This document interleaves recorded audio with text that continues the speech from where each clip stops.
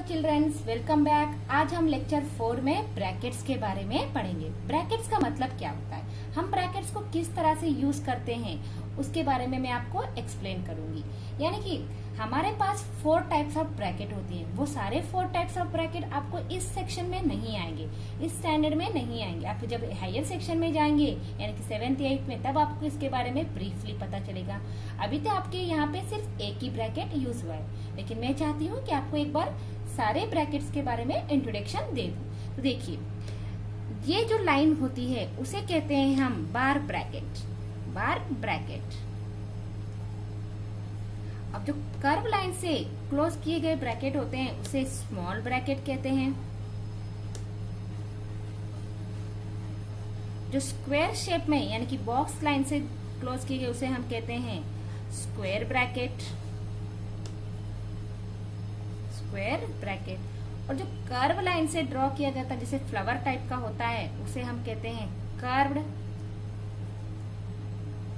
Line bracket. Curve line bracket, ये है curve line bracket. अब ये इसके बारे में मैं आपको एक्सप्लेन करती हूँ। मैं आपको एक एग्जांपल लेके बताती हूँ कि ये बार ब्रैकेट होता कैसा है। देखिए, अगर आपको कोई इस तरह से नंबर दिया जाए और कोई भी 2 नंबर के ऊपर बार ड्रॉ किया है, तो आप इसे जैसे चाहे वैसे कर नहीं सकते। आपको क्या करना है, आपको जो ब्रैकेट्स, इनमें से कोई भी एक ब्रैकेट दिया हो तो आपको पहले उस ब्रैकेट्स को हटाना है। तो हम पहले इस बार को यहाँ से हटाएंगे। इसका मतलब है कि जो बार जिस नंबर के भी ऊपर ड्रॉ किया गया, उस नंबर के बीच में जो ऑपरेशन है, यानी कि जो प्लस माइनस इंटू डिवीजन जो भी साइन है, उसे आपको पहले करनी है। अब मैं यहाँ पे क्या दिया है, 8 + 2, लेकिन आपको देखना है ये जो माइनस है वो 8 को भी बिलोंग करता है। तो कैसा है, 7 लिख देती हूँ। माइनस प्लस माइनस, 8 - 2 हो जाएगा 6। 8 बड़ा है, 8 के आगे माइनस है तो -6, और ये 2 यहाँ पे है ना। अब आप बार को हटा दिया, आपने इस 8 + 2 को सिंगल डिजिट में चेंज कर दिया। अब देखिए, 7 - 6 करेंगे तो 1 - 2, और आंसर क्या आएगा, 1 - 2 1। 1 - 2 तो हो ही नहीं सकता। प्लस माइनस माइनस, 2 - 1 1, 2 बड़ा है, 2 के आगे माइनस है तो यहाँ पे माइनस लगेगा, है ना। मैं आपको दूसरा एग्जांपल बताती हूँ। 7 + 8 - 3। तो क्या करेंगे, पहले हम ब्रैकेट हटाएंगे। 8 - 3 करेंगे तो 5, 7 + 5 करेंगे तो 12। इस तरह से मैं आपको, ये था स्मॉल ब्रैकेट और बार ब्रैकेट के बारे में। आपको यहाँ पे इस टॉपिक में सिर्फ ये वाला ब्रैकेट ही देखने को मिलेगा। अब मैं आपको थोड़े और एग्जांपल लेके बताती हूँ। एग्जांपल्स,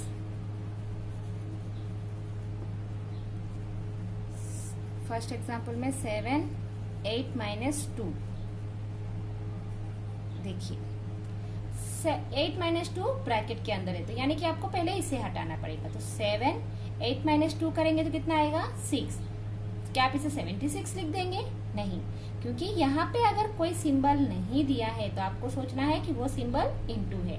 तो क्या हो जाएगा, 7 6 42। दूसरा एग्जांपल देखिए, 7 + 2 10 - 3। 7 + 2 करेंगे तो कितना आएगा, 9। 10 - 3 करेंगे तो कितना आएगा, 7। अब इन दोनों के बीच में कोई सिंबल नहीं है, इस ब्रैकेट और इस ब्रैकेट के बीच में कोई सिंबल नहीं है, तो यानी कि मतलब क्या है, मल्टीप्लीकेशन। 9 7 63।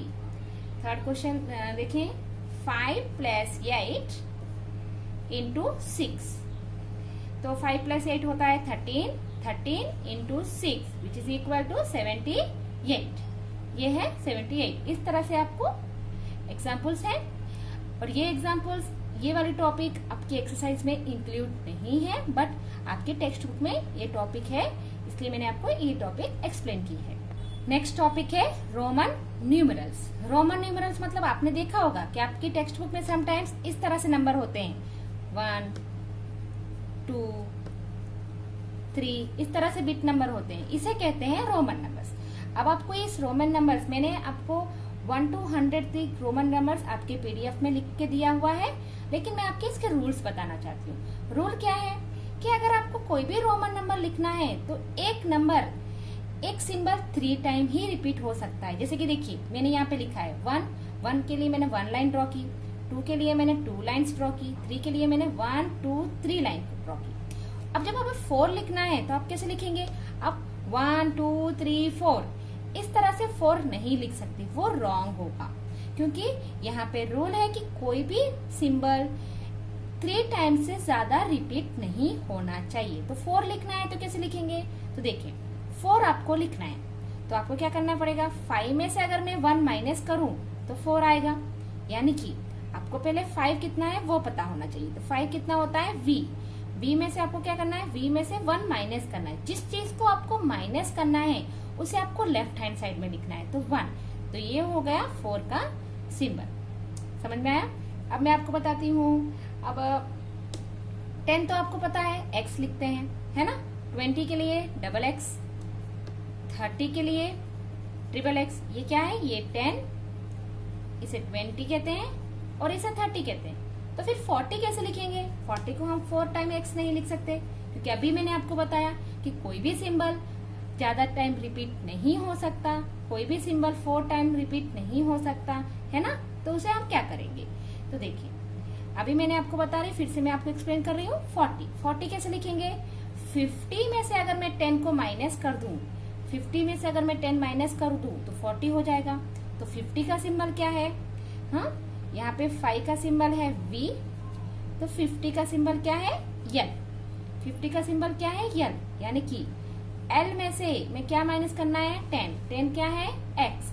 अभी मैंने आपको बताया जिस चीज को आपको माइनस करना है उसे आपको किस तरफ लिखना है? लेफ्ट हैंड साइड में, पीछे लिख देना है। तो ये हो गया 40। फिर 50 इजी है, 50। फिर 60 लिखना है तो हम कैसे लिखेंगे? अगर आपको 60 लिखना है तो कैसे लिखेंगे? 50 प्लस 10, 50 प्लस 10 करेंगे तो 60 हो जाएगा। 50 का मुझे पता है क्या है? l। 60 का नहीं पता, लेकिन 50 का पता है l, और 10 का कितना है? x। और जिस चीज को आपको प्लस करनी है वो आपको राइट हैंड साइड में आगे लिखना है। यहाँ पे और इसमें डिफरेंस क्या है? जब आपको माइनस करना है, जिस चीज से जो भी नंबर से आप माइनस कर रहे हैं उसके पीछे आपको लिखना है, और आप जब ऐड कर रहे हैं तो उसके आगे आपको लिखना है। तो ये हो गया 60। अब 70 का क्या आएगा? 50 प्लस 10 प्लस 10 हो गया 70। 80 कैसे आएगा? 50 प्लस 10 प्लस 10 प्लस 10। तो फिर 90 कैसे लिखोगे? तो पहले आपको 100 बताती हूँ। 100 क्या है? c।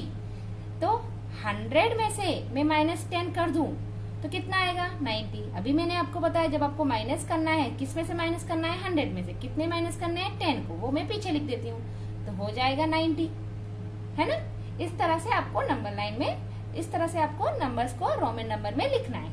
तो देखिए ये आपको मैंने बताया 500 और भी है हमारे पास जो 500 को रिप्रेजेंट करते हैं। 500 को हम कैपिटल डी से रिप्रेजेंट करते हैं और 1000 को हम कैपिटल एम से रिप्रेजेंट करते हैं। ये रिप्रेजेंटेशन है रोमन नंबर की। ओके, अब थोड़े रोमन नंबर्स यूज करके हम उसे न्यूमरल फॉर्म में किस तरह से लिखना है। अगर मतलब आपको रोमन नंबर में दिया है या तो आपको नंबर में दिया और उसे रोमन नंबर में लिखना है तो किस तरह से लिखना होता है वो मैं आपको बताती हूँ। अगर आपको कुछ दिया जाए, जैसे कि हेडिंग में दिया जाए राइट इन रोमन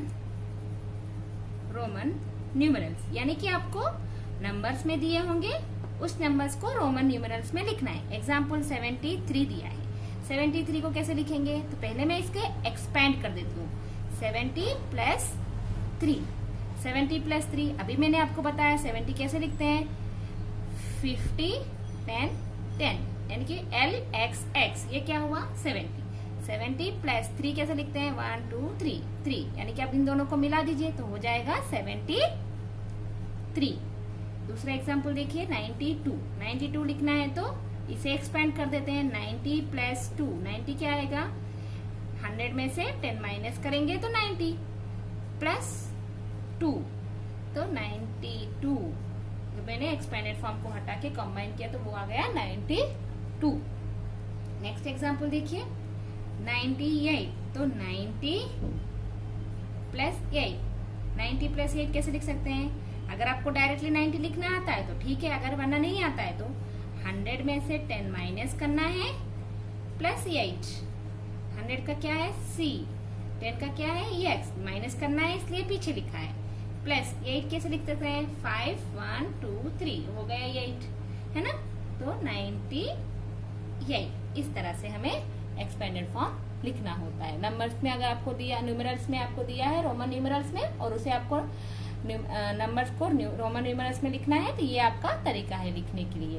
ओके, और अगर आपको इससे ज्यादा भी नंबर्स दिए जाए तो किस तरह से लिखने हैं। अगर आपको थोड़ा बड़ा डिजिट में दिया जाए तो इसे कैसे लिखेंगे, तो पहले मैं इसे एक्सपेंडेड फॉर्म लिख देती हूँ। 528 का एक्सपेंडेड फॉर्म क्या है, 500 प्लस 20 प्लस 8। देखिए ये हो गया। अब आपका इसका रोमन नंबर लिखना है। 500 का रोमन नंबर क्या था, हाँ कैपिटल डी। 20 का Roman number x into x. 8 का रोमन नंबर V111। अब इसे मिला दीजिए, एक्सपेंडेड फॉर्म को हटा देंगे तो ये हो जाएगा 528। इस तरह से आप लिख सकते हैं। और अगर आपको कुछ और दिया जाए, सपोज आपको 600 दिया है, 600 किस तरह से लिखेंगे, तो 500 प्लस 100 तो हो जाएगा 600, है ना। 500 प्लस 100 करेंगे तो उसका 600 आ जाएगा। तो 500 क्या है, कैपिटल डी, और 100 क्या है, सी, तो डी सी, 500 प्लस सी हो जाएगा 600। इसे इस तरह से आप कोई भी नंबर को लिख सकते हैं अपने रोमन नंबर में, चाहे आपका नंबर कितना भी बड़ा हो। बस आपको क्या करना है, एक्सपेंडेड फॉर्म को यूज करना है, फिर उसे लिखना है। ओके ना, ये है मेथड।